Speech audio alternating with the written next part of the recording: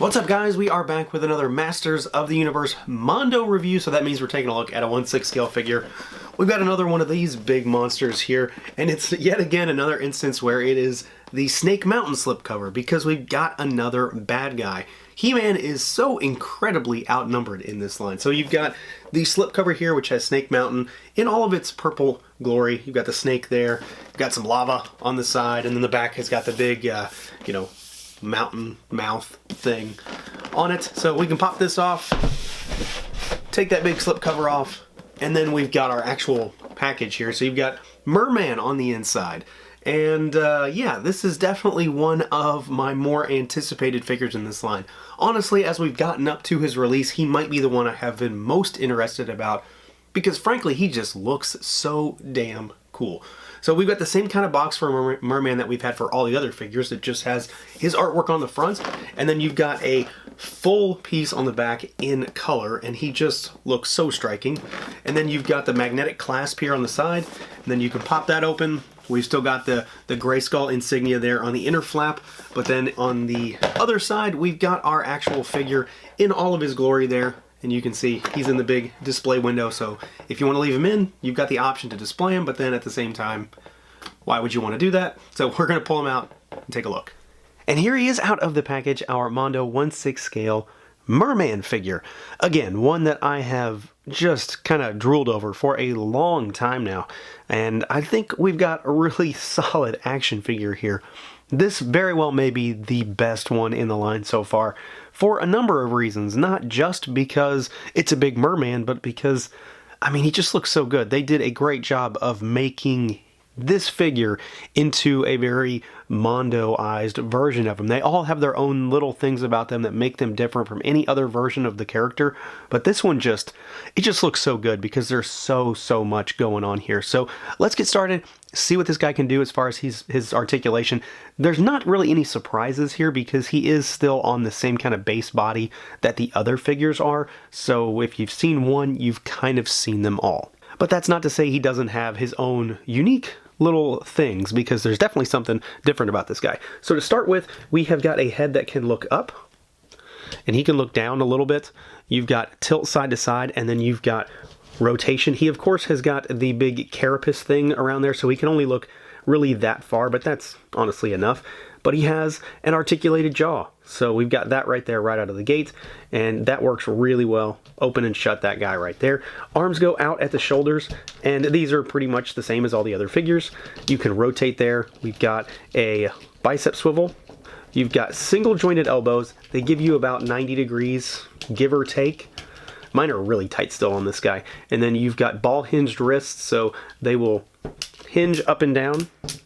They're ratcheted as well. And then you've got rotation there. There is a diaphragm cut on this guy, but it's really tight, at least on my figure. It's really tight, where he really only wants to kind of twist a little bit. It doesn't really do a whole lot more.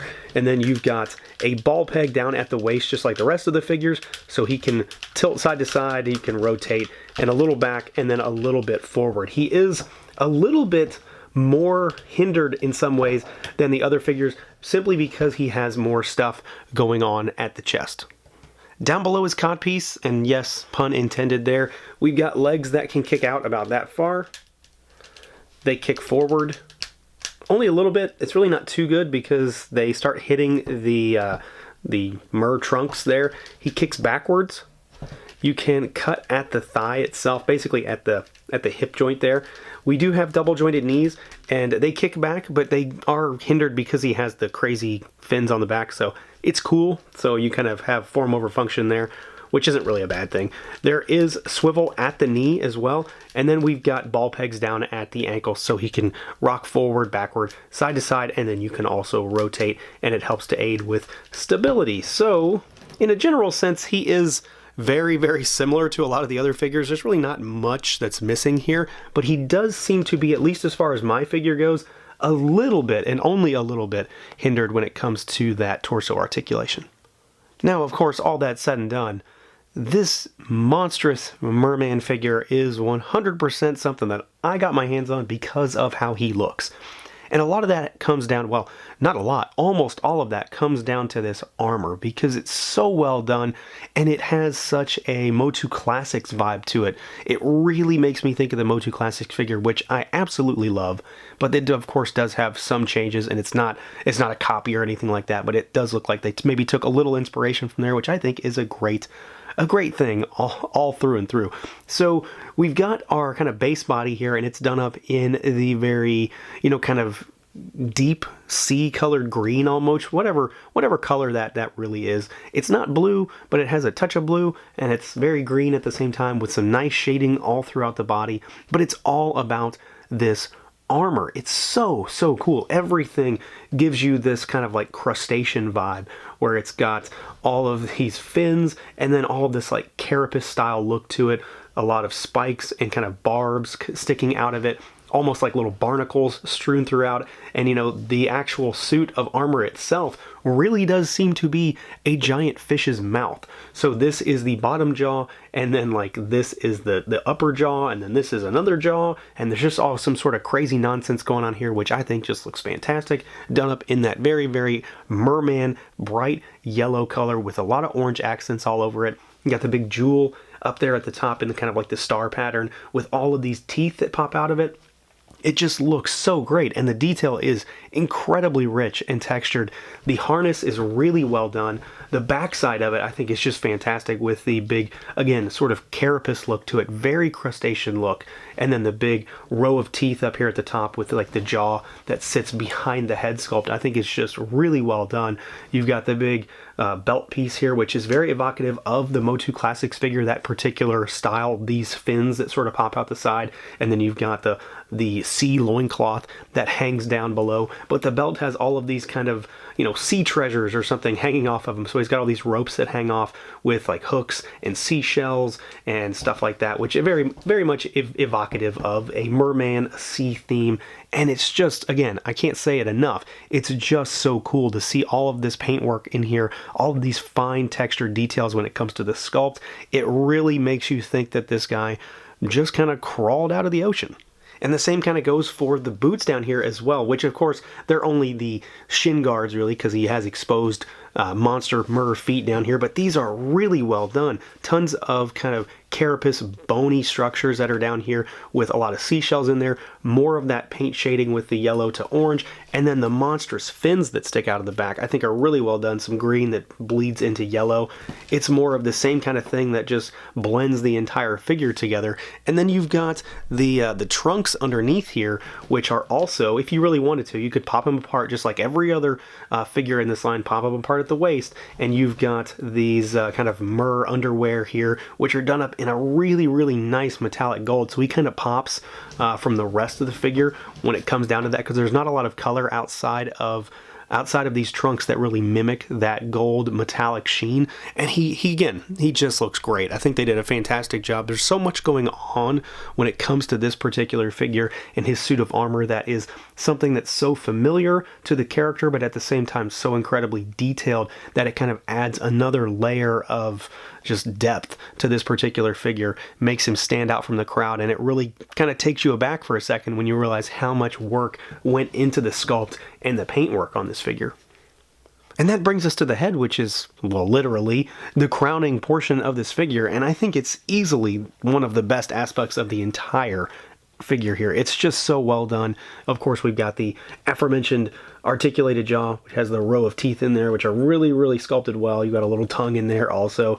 Nice paint applications. You've got those big, googly eyes almost, which are very much fish eyes, and the almost kind of a dead evil stare. Big, monstrous kind of oversized, really orange and yellow eyelids that sit over top of them, and then you've got those little antennae that stick out there, so little extra details. You've got the fins that run around the head, which I think are really nicely done. They kind of go from that deep green to a little bit lighter shade of green with some black shading up there. He does have a little neck piece that sits over top of the actual neck on the figure to help blend the head into this body so it's not so jarring. And then of course all of this sits within the confines of this massive maw of some sort of sea creature, which I think is just the best way to cap this figure off. The paint work, the sculpt work, just the general design overall from everything here, especially on this head sculpt, is top notch. Now, as far as accessories goes, just like with every other figure in this line, Merman is fully loaded, and he comes with some great stuff. There's a lot of cool accessories in this box. So to start with, you have got 8 extra hands for a total of 10. So we have got a set of gripping hands. I've already got one of them on him, so a gripping hand. You have got a set of trigger finger hands, and there's 2 of each. I'm just not showing you all of them. We've got some kind of large gripping hands, so a very wide grip on this one. And you can see we've got like the fins, the kind of webbed fingers going through here, so there's skin kind of stretching between the fingers, which I think is a great touch. And then you've got a slightly more crooked finger gripping hand here. So just 2 different styles to give you an idea of what's different. They're similar, but they're not exactly the same. You've also got some swappable feet for this guy too. So we've got these, and these, as best I can tell, because they really aren't meant for standing, are to have him kind of hoisted up into the air where his feet are kind of angled down so it looks like he's swimming. Kind of like the box art on the box itself. Box art on the box, that makes sense. So you've got a couple of extra feet here, which is definitely a little bit different. Got an extra head sculpt. We've got his vintage head here, which I'm not so sure that this one works on this figure all that well. I think Skeletor works pretty well, and I think that Faker works pretty well. This one is better than He-Man, but I think it falls maybe mid-range in terms of how well it kind of translates onto this body. Some work better than others, but I always like the fact that they do this and add those goofy head sculpts in there. Then we of course have got some weaponry. So we've got a gun here, a little pistol, and it's done up with some nice kind of gunmetal color. There's a lot of silver dry brushing on here to bring out the sculpt. Of course, he has the appropriate hands for this thing, so you can put that in either one of those trigger finger hands. We've got the Merman sword, which is very, very evocative of the Classics sword. It's not quite as corn-cobby as the vintage style sword. It's got a lot more detail on it. It's really well done. The sculpt work is great. There's a ton of texture on it, and the paintwork is top notch. Great deal of wash, and of course it's got the bone hilt down here. I think this is probably, this stuff that he comes with is honestly some of the best in the entire line. So there's a lot to enjoy when it comes to this figure. And then even more classics eyes, I suppose, classicized here. We've got his trident, which very much looks like the Classics weapon as well. And I really dig that because I absolutely love that. So you've got the big 3-tipped trident here, which has the blue jewel. You've got a lot of very deep sea crustacean carapace kind of look and feel going on here. Got the blue wraps that run around it. It's a little bit pliable, so it fits in his hand really well, so you can get it into those hands. And then you've got kind of like a shell at the tip down here. A lot of great paintwork, tremendous amount of wash, excellent sculpt. This guy is, though, the exclusive version. So of course he comes with a couple different things.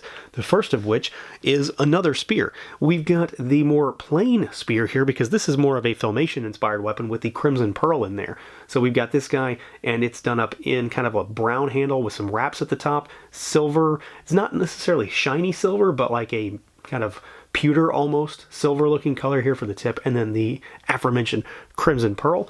And then the other thing we get is the extra head sculpt. So this is the more Mondo eyes kind of head sculpt in terms of like a vintage or classic style head sculpt almost. It very much looks a little bit more like Merman rather than this head sculpt, which is very much the Mondo style and feel. So I get a more, I guess, familiar look when it comes to this guy, but I love this head sculpt too. So this is a really good extra thing that they included. You've got kind of the yellow mask on there that's painted onto the face that you're kind of used to when it comes to Merman.